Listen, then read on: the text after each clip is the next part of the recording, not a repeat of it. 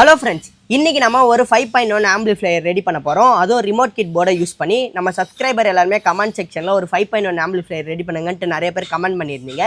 இன்றைக்கி நம்ம இந்த ஆம்பிளிஃபையரை ரெடி பண்ணி எப்படி ஒர்க் ஆகுதுன்னு பார்க்க போகிறோம். இந்த வீடியோ பார்க்கறதுக்கு முன்னாடி மறக்காமல் இந்த வீடியோவை லைக் பண்ணிவிட்டு நம்ம சேனலை சப்ஸ்கிரைப் பண்ணிட்டு பாருங்கள். அப்படியே ஸ்கிப் பண்ணாமல் பாருங்கள். இப்போ வாங்க எப்படி ரெடி பண்ணுறதுன்னு பார்க்கலாம். ஃபஸ்ட்டு 5.1 ஆம்பிளிஃபையர் செய்ய நான் பொருள் எடுத்திருக்கேன்னு பார்த்தீங்கன்னா 5.1 கேபின் ஒன்று எடுத்திருக்கேன். இந்த கேபின் பார்த்தீங்கன்னா ஃப்ரண்ட்டில் நம்மளுக்கு அக்ரலிக் லுக்கோட வந்துடும். சைடில் பார்த்தீங்கன்னா நம்மளுக்கு ரிமோட் கிட் சப்போர்ட் ஆகிற மாரி நான் கேபினை செலக்ட் பண்ணிட்டேன். அடுத்தது ரிமோட் கிட் போர்டு நான் என்ன பிராண்டு யூஸ் பண்ணுறேன்னு பார்த்தீங்கன்னா எக்ஸ்ட்ரீமோட ரிமோட் கிட் பிராண்டு. இந்த ரிமோட் கிட்லேயே வந்து நம்மளுக்கு எல்லாமே அவங்களே கொடுத்துருவாங்க, ரிமோட்டும் அவங்களே கொடுத்துருவாங்க. அடுத்தது மெயினாக இந்த போர்டை பற்றி சொல்லணும். இந்த டீகோடர் போர்டில் நம்மளுக்கு ஆப்டிக், HDMI, கோஆக்ஸ் எல்லா இன்புட்டுமே நம்மளுக்கு இந்த போர்டுலேயே வந்துடும். இந்த போர்டை பற்றி நம்ம டீட்டெயிலாக பார்க்கலாம். அடுத்தது பார்த்தீங்கன்னா டிஸ்பிளே போர்டும் அவங்களே கொடுத்துட்றாங்க. நம்மளுக்கு டிஸ்பிளேல நம்மளுக்கு எவ்வளோ வால்யூம் எல்லாமே நம்ம இந்த டிஸ்பிளே மூலிமா ஃபங்க்ஷன் பண்ணிக்கலாம். கூடவே நம்மளுக்கு ஒயர்ஸும் கொடுத்துருக்காங்க கனெக்ட் பண்ணுறதுக்கு. அடுத்தது நம்மளுக்கு மாஸ்டர் வால்யூம் கண்ட்ரோல் கொடுத்துருக்காங்க.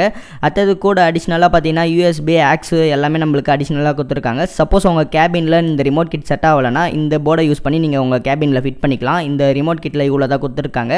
அடுத்தது ஐசின்னு பார்த்தீங்கன்னா 5 சேனலுக்கு TDA 2030 ஐசி யூஸ் பண்ணுறோம். சென்டருக்கு மட்டும் TDA 2050 யூஸ் பண்ணுறோம். இந்த ஐசி எல்லாமே தனித்தனியாக தான் வரும். நான் ஹீட் ஜிங்க்லாம் போட்டு சால்ட்ரிங்லாம் பண்ணி எல்லாமே ஃபிட் பண்ணிட்டேன். நம்ம சப்வூஃபருக்கு பார்த்தீங்கன்னா 4 fit tool ஐசி யூஸ் பண்ணுறோம். ஏன்னா சப்புக்கு பார்த்தீங்கன்னா 12 inch JBL யூஸ் பண்ண போகிறதுனால கொஞ்சம் லோடு அதிகமாக இருக்கும். ஸோ அதனால் சப்புக்கு மட்டும் கொஞ்சம் ஹெவியாக போடுறோம். டிரான்ஸ்ஃபார்மர்னு பார்த்தீங்கன்னா 24024 டியூவல் பவர் சப்ளையில் 5 amps HD டிரான்ஸ்ஃபார்மர் யூஸ் பண்ணுறோம். Pure copper coil. அடுத்தது இது நம்ம லோடு பார்த்தீங்கன்னா சப்புக்கு மட்டும்தான் கொஞ்சம் ஹெவியாக கொடுக்க போகிறோம். அதனால் 5 amps நம்மளுக்கு போதுமானது. ரெக்டிஃபயர் பார்த்தீங்கன்னா 10,000 மைக்ரோஃபேரட்ஸில் 2 கெப்பாசிட்டர், மெட்டல் டயோல்லாம் போட்டிருக்கோம். இது எல்லாமே தனித்தனியாக தான் வரும். நான் ஆல்ரெடி பார்த்தீங்கன்னா போர்டில் வச்சு சால்ட்ரிங் பண்ணிட்டேன். அடுத்தது அடிஷ்னலாக பார்த்தீங்கன்னா நம்மளுக்கு ஃபேனு, கேபிள், அடுத்தது நம்ம பக் பூஸ்டர் பார்த்தீங்கன்னா நம்மளுக்கு அந்த ரிமோட் கிட்டுக்கு பவர் சப்ளைக்கு நான் எடுத்திருக்கேன். அடுத்தது நம்மளுக்கு ரிப்பன் ஒயரு, அடுத்தது வியூ மீட்டர் கேட்டிருக்காங்க கஸ்டமர். ஸோ அதனால் வியூ மீட்டரும் பார்த்தீங்கன்னா 2 வாங்கிட்டேன். அடுத்தது கூடவே பார்த்தீங்கன்னா ஸ்பீக்கர் சாக்கெட்டு, ஸ்க்ரூவு, நாபு எல்லாமே நம்ம வாங்கிட்டோம். இப்போ நம்ம எல்லாமே ஃபிட் பண்ண போகிறோம். ஃபஸ்ட்டு கேபின் சைடில் இருக்க எல்லா பார்ட்ஸுமே நம்ம ஃபிட் பண்ணிடலாம். ஃபஸ்ட்டு கேபின் பாட்டமில் இருக்க 4 புஷ்ஷுமே நான் ஃபிட் பண்ணிடுறேன். அடுத்து கேபின் சைடில் வர ஸ்பீக்கர் சாக்கெட்டு, ஃபேனு, ஆக்ஸு எல்லாமே நான் ஸ்க்ரூ யூஸ் பண்ணி ஃபிட் பண்ணிடுறேன். இந்த ஃபிட் பண்ணுற எல்லா கிளிப்பையுமே நான் சின்னதாக ஆட் பண்ணுறேன். ஏன்னா வீடியோட லென்த் அதிகமாக இருக்கும். ஸோ ஆல்மோஸ்ட் பார்த்தீங்கன்னா நான் பின்னாடி ஸ்பீக்கர் சாக்கெட்டு, ஃபேனு, ஆக்ஸு எல்லாமே நம்ம ஃபிட் பண்ணிட்டோம். இப்போ நம்ம மெயினாக என்ன ஃபிட் பண்ணோன்னு பார்த்தீங்கன்னா இந்த டீகோடர் போர்டு. இந்த டீகோடர் போர்டு பார்த்தீங்கன்னா பின்னாடி ஃபிட் பண்ணுற மாரி இந்த கேபின்லேயே பார்த்தீங்கன்னா காடி கொடுத்துருக்காங்க. ஸோ நம்ம ஸ்க்ரூ யூஸ் பண்ணி இந்த டீகோடர் போர்டையும் நான் ஃபிட் பண்ணிடுறேன். இப்போ ஆல்மோஸ்ட் பார்த்தீங்கன்னா நம்ம பின்னாடி எல்லாமே நம்ம ஃபிட் பண்ணிட்டோம். அடுத்தது கேபின்குள்ளே நம்ம என்னென்ன காம்பனன்ட் யூஸ் பண்ண போகிறோமோ எல்லாமே நான் ப்ராப்பராக அரேஞ்ச் பண்ணிடுறேன்.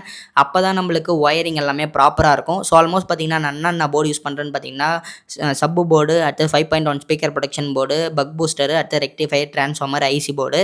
அந்த போர்டு எல்லாமே நான் மார்க் பண்ணி ட்ரில்லிங் மிஷினில் ஹோல்ஸ் போட்டுடுறேன். ஹோல்ஸ் போட்ட இடத்துல நம்ம என்னென்ன போர்டு மார்க் பண்ணமோ நான் அந்த போர்டு எல்லாமே ஸ்க்ரூ யூஸ் பண்ணி ப்ராப்பராக பார்த்தீங்கன்னா ஃபிட் பண்ணிடுறேன்.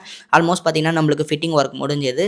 அடுத்தது பார்த்தீங்கன்னா ஃப்ரண்ட்டில் அந்த அக்ரலிக்கில் நம்ம காம்பனன்ட்ஸ் எல்லாமே ஃபிட் பண்ண போகிறோம். ஃப்ரண்ட்டில் பார்த்தீங்கன்னா நம்ம என்ன யூஸ் பண்ணுறோன்னு பார்த்தீங்கன்னா ஒரு டிஸ்பிளே போர்டு, 2 வியூ மீட்டரு.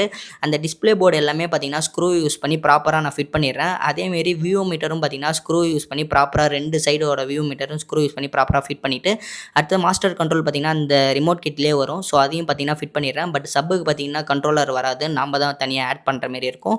அடுத்த ஃப்ரண்ட்டில் பார்த்தீங்கன்னா பவர் சுவிட்சு, அடுத்து USB சாக்கெட்டு எல்லாமே பார்த்தீங்கன்னா ப்ராப்பராக இருக்கும். எல்லாமே ஃபிட்டிங் டைப் தான். ஸோ ஆல்மோஸ்ட் பார்த்தீங்கன்னா ஃப்ரண்ட்லேயும் முடிஞ்சுது. இப்போ நம்ம மெயினாக பார்த்தீங்கன்னா ஒயரிங் போகிறோம். இப்போ டீகோடர்லேருந்து வர 5 சேனலுக்கான அவுட்புட்டை பார்த்தீங்கன்னா டேரெக்டாக பார்த்தீங்கன்னா நம்ம அந்த ஐசி போர்டில் கொடுக்க போகிறோம். சப்போஸ் உங்களுக்கு கெய்னர் போட்டு போடணுன்னா நீங்கள் கெய்னர் போட்டு கூட போடலாம். எனக்கு கெய்னர் தேவையில்லை. ஸோ பார்த்தீங்கன்னா அதனால் 5 சேனலுக்கான ஐசி போர்டில் நான் சால்ட்ரிங் பண்ணிட்டேன். பட் ஆனால் சப்புக்கு மட்டும் பார்த்தீங்கன்னா சப்வூஃபர் கெய்னர் போர்டு யூஸ் பண்ணுறேன். அதனால் சப்பு போர்டை பார்த்தீங்கன்னா டேரெக்டாக சப்லேருந்து வர அவுட்புட்டை நான் இந்த போர்டில் இன்புட்டாக கொடுத்துட்றேன். ஆல்மோஸ்ட் பார்த்தீங்கன்னா எல்லாமே நம்ம பண்ணிட்டோம். இந்த போர்டுக்கான எல்லா சப்ளையும் பார்த்தீங்கன்னா 24/0/24 தான் சப்ளையில் ரன் ஆக போகுது. ஸோ ஆல்மோஸ்ட் பார்த்தீங்கன்னா பவர் சப்ளை லைனையும் நான் சால்டிங் பண்ணிடுறேன். பவர் சப்ளையோட ஒயர் கொஞ்சம் ஹெவியாக யூஸ் பண்ணோம். அப்போ தான் நம்மளுக்கு லோடு எல்லாமே கொஞ்சம் ஹீட்டிங்லாம் இஷ்யூ வராது. ஸோ அடுத்தது பார்த்தீங்கன்னா அந்த டீகோடர்லேருந்து வர DHCP 5.1 அவுட்புட் எல்லாமே நான் அந்த ஒயரிங் எல்லாமே கனெக்ட் பண்ணிடுறேன். ஆல்மோஸ்ட் பார்த்தீங்கன்னா ரிமோட் கிட் பொறுத்த வரைக்கும் நம்மளுக்கு எல்லாமே கனெக்ட் பண்ணுற ஒர்க் தான். அடுத்தது பார்த்தீங்கன்னா ரிமோட் கிட் போர்டு யூஸ் பண்ணுறோனாலே நம்ம ஸ்பீக்கர் ப்ரொடக்ஷன் போர்டு யூஸ் பண்ணணும். அப்போ தான் நம்மளுக்கு ஸ்பீக்கர் எல்லாமே கொஞ்சம் சேஃபாக இருக்கும். அதனால் பார்த்தீங்கன்னா அந்த அந்த ஸ்பீக்கர் அந்த ஐஸ்லேருந்து வர அவுட்புட்டை நான் ஸ்பீக்கர் ப்ரொடெக்ஷன் போர்டில் நான் இன்புட்டில் கனெக்ட் பண்ணிடுறேன். அடுத்தது 5 சேனலுக்கான அவுட்புட்டை பார்த்தீங்கன்னா நான் அந்த ஸ்பீக்கர் சாக்கெட்டில் எல்லாமே சால்ட்ரிங் பண்ணிடுறேன். ஸ்பீக்கருக்கு பார்த்தீங்கன்னா நான் ஷீல்டு ஒயர் யூஸ் பண்ணுறேன். அப்போ தான் நம்மளுக்கு அம்மிங் நாய்ஸ்லாம் வராது. ஸோ ஸ்பீக்கருக்கு பார்த்தீங்கன்னா ஷீல்டு ஒயரை ஃபுல்லாகவே நான் ப்ராப்பராக சால்ட்ரிங் பண்ணியாச்சு. இப்போ ஆல்மோஸ்ட் பார்த்தீங்கன்னா நம்மளுக்கு எல்லா ஒர்க்குமே கம்ப்ளீட் ஆகிடுச்சு. இப்போ எல்லா ஒயருமே பார்த்தீங்கன்னா கொஞ்சம் ப்ராப்பராக இல்லை. ஸோ ஆல்மோஸ்ட் பார்த்தீங்கன்னா நம்ம எல்லா ஒயருமே நம்ம ப்ராப்பராக டேக்கை யூஸ் பண்ணி நம்ம டேக் பண்ண போகிறோம்.